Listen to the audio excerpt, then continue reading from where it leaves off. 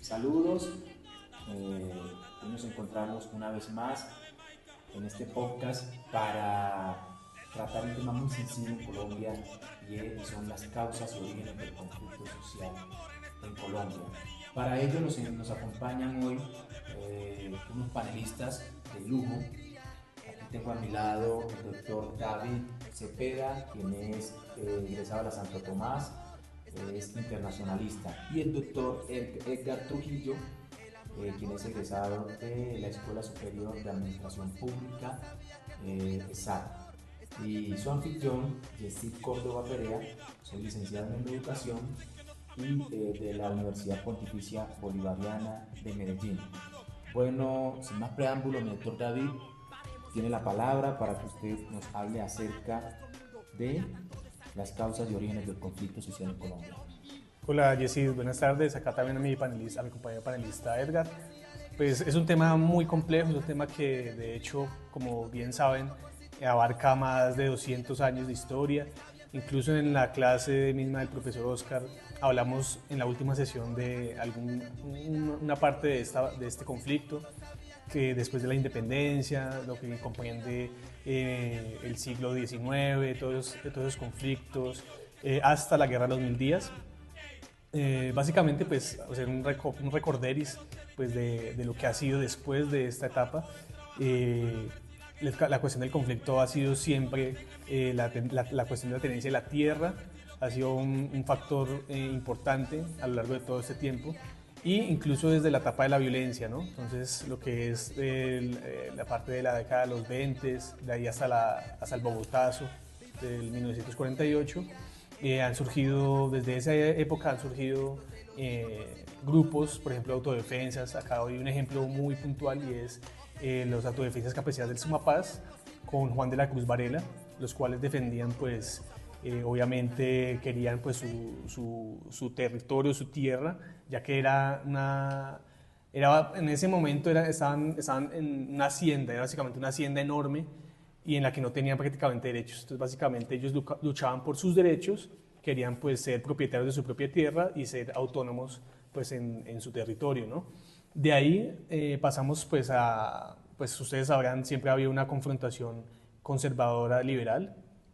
Han habido pues diferentes gobiernos, se han turnado en el poder y pues han habido una serie pues de eventos pues también que han estado en el marco pues de este proceso. Entonces podemos mencionar la masacre de las bananeras del 28, podemos mencionar también el Bogotazo, como les dije, el 48, con la muerte de Gaitán, y de ahí en adelante empezaron a surgir pues otros grupos ya en el marco pues de la Guerra Fría, ¿no? Entonces el marco del comunismo, influenciados pues, por todas esas ideas marxistas, leninistas, pues surgieron grupos como las FARC en el 64 y el ELN, también pues ya con una corriente más maoísta, ¿no? Más de China, del socialismo chino.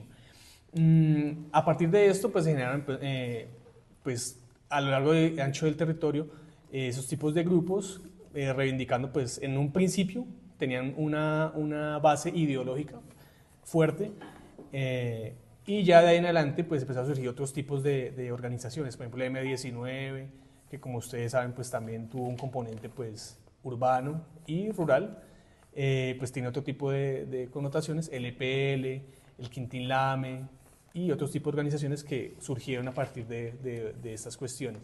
A su vez también surgieron grupos paramilitares pues que tenían la función pues obviamente de erradicar todo tipo de cuestión de izquierda, y esto se hizo en connivencia con el Estado, ¿no? Entonces ahí es donde empiezan a surgir grupos paramilitares, pues que empezaron a surgir una serie también de grupos narcotraficantes, que eso ya fue en la época de los 80s, en la que ya el conflicto se degradó, ¿sí? Ya no era una cuestión más ideológica, sino que era una cuestión más de negocios, de poder, de todo este tipo de dinámicas que incluso complejizaron aún más este conflicto pues, que ya se venía gestando desde hace mucho tiempo. Ya posteriormente surgieron pues, grupos, como ustedes sabrán, de las Convivir. Se generó pues antes de esto pues el de la desmovilización de muchos de estos grupos, como el M19, que surgió pues ya con la Constitución del 91, dieron paso a la Constitución del 91. Pero aún así pues se mantuvieron vigentes pues los grupos que ya les mencioné, las FARC, el ELN, hasta nuestros días, ¿no? Entonces se generaron pues algunas desmovilizaciones, como la desmovilización paramilitar del 2005, la desmovilización pues de las FARC en el 2016, pero aún así pues quedan siempre, esto es algo que puedo decir digamos con mi conocimiento como internacionalista, en todos los conflictos armados siempre quedan pues disidencias, como grupos que no se acogen pues a los procesos de paz. Claro, ¿sí? como lo hemos visto en este caso, que hay muchas disidencias, Por supuesto. la de Mordisco y otras que siguen haciendo mucho daño al país. Exactamente. Entonces, pues básicamente para terminar ya mi intervención y para, digamos, dar una conclusión y unos datos certeros, según el Centro de Memoria Histórica, tuvimos más o menos alrededor de 220.000 muertos, ¿sí? A lo largo de todo esto, desde el 56 hasta el 2016. Y más o menos el universo de víctimas, según el Registro Único de Víctimas, es de unos 9.300.000 víctimas. Entonces acá incluimos todo tipo de delitos, ¿no? Entonces, secuestros, abusos, desplazamientos. Mejor dicho, acá se cometió, y como en la mayoría de conflictos se cometen una gran cantidad de vejámenes que pues hacia el día de hoy pues se están investigando, ¿no? Entonces pues es eso básicamente, como una contextualización muy general, pues porque eso es un tema que genera mucho debate. Sí, esa cifra también se multiplica, ¿no? Y es muy complejo. Claro. Sí, claro, y se multiplica. Sí. Gracias, doctor David. Ahorita vamos a dar la palabra al doctor Edgar Trujillo, que también es un experto y tiene mucha experiencia en el tema de causas y orígenes del conflicto social en Colombia. Muchas gracias por la invitación, Jessy, compañero David. Pues retomando este tema, que es preocupante, la verdad, con estas cifras que expone el compañero, en cuanto que hablamos casi 9 millones de personas, 9 millones y medio. Sí. Y tenemos, bueno, son personas, y yo creo que se tiene que apuntarse también el grupo social de ellos, ¿no? De cada una de nuestras familias en este país a lo largo de la historia tenemos historias que contar frente a la violencia, ya sea por temas de izquierda o de derecha, o tenemos conflictos dentro de las mismas ciudades. Hablando, yo tuve bastantes experiencias, hice acompañamiento aquí en Bogotá con la población excombatiente para el año 2016, estamos cerca, a puertas a la firma del Tratado de La Habana con los grupos de guerrilla de las FARC, y veía todo este contexto, el contexto del combatiente, la persona que quería hacer cambio de su vida, cómo lo ha tratado, digamos, si lo ha tratado mal su grupo armado y al mismo tiempo que le estaba ofreciendo el gobierno. Y lo que tú hablabas de los procesos de reintegración que se han tratado, eso viene después de cada guerra siempre hay una negociación, y después de la negociación siempre hay ofrecimiento por parte del gobierno para que haya una dejación de armas, que no ha sido posible por la falta de garantías, por la falta de equidad en la generación de políticas públicas de acompañamiento para toda esa población. Si yo nazco en la guerra y nací en la guerra hace 50 años, ¿qué me ofrece a mí el Estado para resucitarme, para repararme mi corazón, para repararme frente a la sociedad? ¿Cuáles son las herramientas que usa como tal el Estado? Y así hay muchos casos. ¿Quiénes son las personas que se ven beneficiadas de estos procesos de reconciliación? Los altos mandos, los comandantes, los que tienen la gente preparada, pero siempre echamos de menos al combatiente de a pie. El campesino, el que aguanta hambre, el que nació, el que tiene las botas de barro, el que no tiene armas ni botas, y si le toca obligado desde pequeño reclutado a ir a combatir a las diferentes partes que lo colocan de carne y cañón, a morir o quedar de pronto sin una extremidad por colocar en la cara un conflicto que ni siquiera ellos entienden por con su condición de analfabetismo. ¿Qué se ve acá? Mucho eso. Personas que llegaban a tratar, digamos, desertaban de los grupos armados, buscaban el apoyo del gobierno, apoyo que no se veía porque pues una persona que ni siquiera sabían leer, saber escribir y llegar a una grande ciudad, a una grande capital a buscar esa oportunidad era muy difícil. Que lo último pues lo que terminaban era trabajando, haciendo parte de una BACRIM o cuidando una olla, engrosando los cinturones de miseria de esta ciudad. Entonces muchos casos que yo estuve viendo de los niños también cómo sufrían mendicidad dentro de los mismos conjuntos que daban para víctimas combatientes, los dejaban también en Caracol y Bosa, viviendo, gente que aguantaba hambre, que no sabían cómo enfrentar este monstruo de ciudad, y no se veía como tal el acompañamiento de la institución, de las entidades públicas. Tanto así que escuchaba uno las AR dando cifras, pero para ellos solo eran números, no llegaban al fondo, a trasfondo, qué es lo que necesita como tal una persona para poder reintegrar otra vez a la sociedad civil. Gracias, doctor Edgar. Como creo que coincidimos, este es un país que históricamente ha vivido en guerra, desde la época de la conquista o de la colonia, y en ese sentido podemos también, digamos, como describir que había unas etapas. Primero fue como ese conflicto en la colonia, luego esas guerras independentistas. Independentistas.